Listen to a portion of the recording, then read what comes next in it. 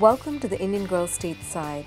I have 2 graduate degrees in economics and I've lived on 3 continents, and I'm here to talk to you about deflation and Bitcoin.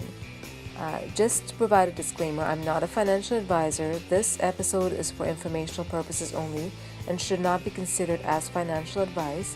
Decisions based on the information in this episode are the sole responsibility of yourself, the listener. A lot of people say that Bitcoin is deflationary. What does that mean?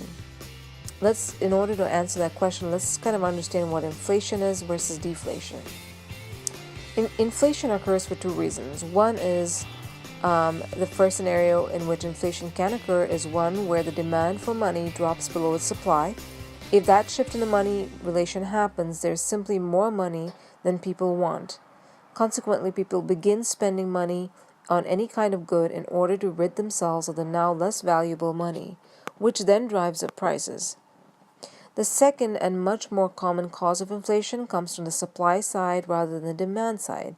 Inflation in the real world is almost always caused by deliberate injection of currency into circulation by a government or central bank. The increase in the supply of money shifts the money relation once again so that there is more money in circulation than people want or have a need for. People then spend more since they value their money less, and prices go up because of a perceived increase in demand. So all in all, if you look at inflation, it is an increase in supply of money in relation to the demand for money. Now let's look at deflation. Deflation, on the other hand, occurs for 3 reasons. But all 3 of these scenarios of deflation have happened often in the history of the real world, unlike with inflation.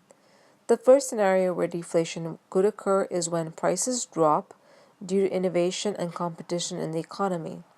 As the production structure is streamlined and capital is allocated to the most profitable enterprises, supply tends to increase, which leads to a decrease in prices. The second instance of deflation occurs as a direct result of a change in the money relation, where either A, demand for money increases beyond the supply of money, or B, the supply of money diminishes and can no longer fill the demand for money. Supply-side deflation generally occurs because governments or central banks deliberately tighten the money supply through contraction of credit or through increased taxes. The third scenario of deflation is a sudden decrease in the supply of money due to a currency being lost or destroyed. The destruction of currency can happen in a number of ways, including deliberate acts of money destruction on the part of governments in an attempt to contract the money supply. This scenario happened in the American Civil War. The Confederate States of America suffered from hyperinflation. So all in all, if you look at the deflation, it means basically tightening up of the money supply in relation to the demand for money, which causes deflations. Now, how does that tie to Bitcoin? The Bitcoin or any digital currency is actually designed to be deflationary. And case in point, let's look at Bitcoin.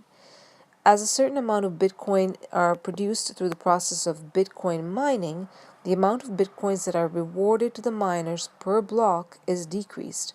Simultaneously, as more and more Bitcoins are mined, the difficulty of the hashing algorithm increases, which then requires more computing power to solve. So if you have heard of mining, it's basically trying to get more Bitcoins based off of an algorithm or a puzzle that needs to be solved. So that's basically what I was referring to earlier.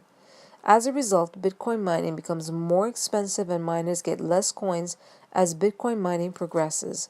So mining will only continue if the Bitcoin rewards are worth more than the cost of the electricity that the Bitcoin mining process requires. So deflation is literally hardwired into the Bitcoin protocol. Furthermore, contrary to the mainstream economic arguments, deflation is actually a net positive of a progressing economy, as it entails increased saving, which spurs investment. And that's kind of the opinion of some articles that I have encountered or read online.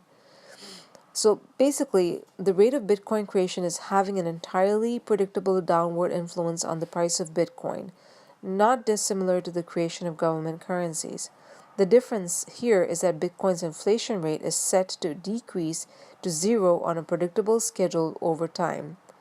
If we consider a scenario where Bitcoin reaches full global acceptance and is a default payment method of the world, then the protocol promises an inflation and deflation neutral future. Once the number of Bitcoin in existence reaches its intended maximum of 21 million, which I think they're saying it should reach that maximum by 2041, there will be zero growth in the money supply. I hope you've enjoyed listening to this episode.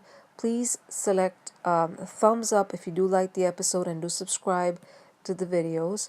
Also, please do consider using the reference scope at the bottom of this video in order to save 3% on Genesis mining. Thank you so much for listening. Until next time, take care.